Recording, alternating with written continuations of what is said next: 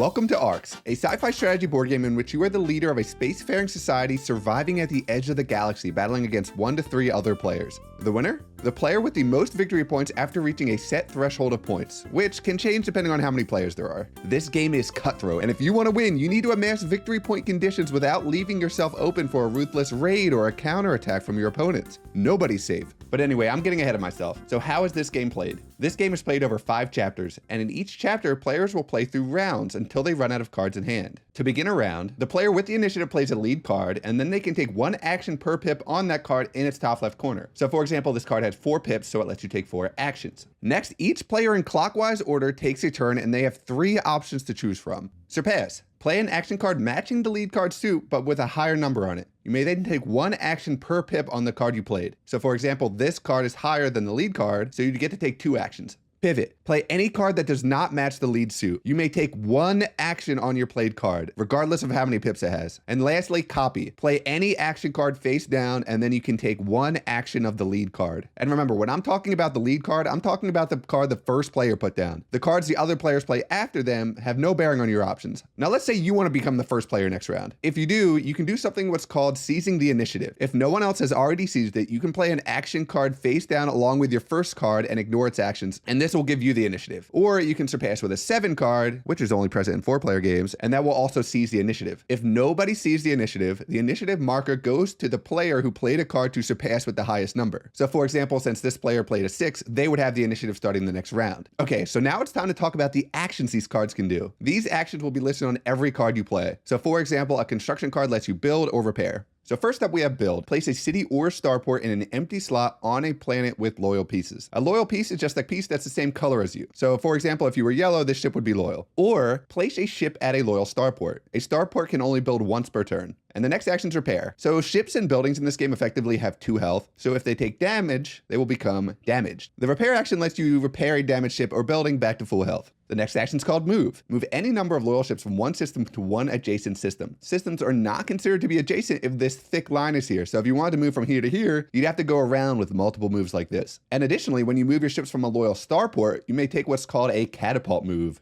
Ooh. Basically, it lets you send your ships much further, and they can keep moving as much as you want, dropping off ships as you want, until they move into any planet or a gate that is controlled by anyone else. And as an aside, a system is controlled by whoever has the most fresh ships in a system. Damaged ships do not count for control. So for example, red controls this system, now teal controls this system, and now nobody controls this system because 2 players are tied. Next action is called tax. Choose a loyal city or a rival city that you control and gain 1 resource of that planet's type from the supply and put it in a resource slot on your player board. If you tax a rival city, you can also take 1 agent from their supply and place it in your captive's box on your player board. And keep in mind, a city can only be taxed once per turn. And if you're wondering what the point of these resources are, they can be spent when you play a card to take extra actions. The actions they allow you to do are as follows, and they also count towards the victory conditions, which we'll cover in a minute. The next action is called influence. Place an agent on any card in the court row. This is effectively placing a bid on a card you want and leads into another action you can take, which is called secure. Take a card from the court row if you have the most agents on it, and you take rival agents as captives. And the last action is called battle, and this is one of the meatiest actions of them all. This is where you make enemies. Choose where you're attacking, choose who you're attacking if there's more than one opponent there, and then collect your dice. For each attacking ship you have, whether it's fresh or damaged, you may collect 1 assault dice, 1 skirmish dice, or 1 raid die. I'm not going to go into the nitty-gritty of the dice, but the general goal of the different die are as follows. Assault dice damage the defender quickly with a higher risk of hurting yourself. Skirmish dice damage more slowly but keep you safe. And raid dice steal stuff from your opponent and damage their buildings, but they're the most risky to roll. Any destroyed pieces in battle are taken as trophies. Okay, we're almost done. The last thing we need to talk about is how you actually score points in this game, and that is done with ambitions. Remember when we were discussing playing cards? Well, the player with the initiative, i.e. the person playing the first card, can declare an ambition when they play that card. When they do, they place this marker at the top of their card, making the number at the top of the card 0, which makes it easier for other people to surpass. Then they can choose to place the ambition on one of the following conditions based on which card they played. So if they played a 2, they can declare Tycoon, which is have the most fuel and material icons from resources and guild cards. If they played a 3, they could declare Tyrant, have the most captives on your player board, and this is gained from taxing and securing. If they played a 4, they could declare Warlord, which is having the most trophies on your player board, and these are the ones that are gained in battle. If they played a 5, they could declare Keeper, have the most relic icons from resources and guild cards. And lastly, if they played a 6, they could declare Empath, which is having the most psionic icons from resources and guild cards. The first place finisher gets the top value of points, and the second place finisher gets the bottom number of points. And if there's a tie for first, players get the second place rewards. And if there's a tie for second, the people that tied for second don't get any points. As the game goes on, the points on the ambitions will continue to increase, opening up possibilities for huge comebacks.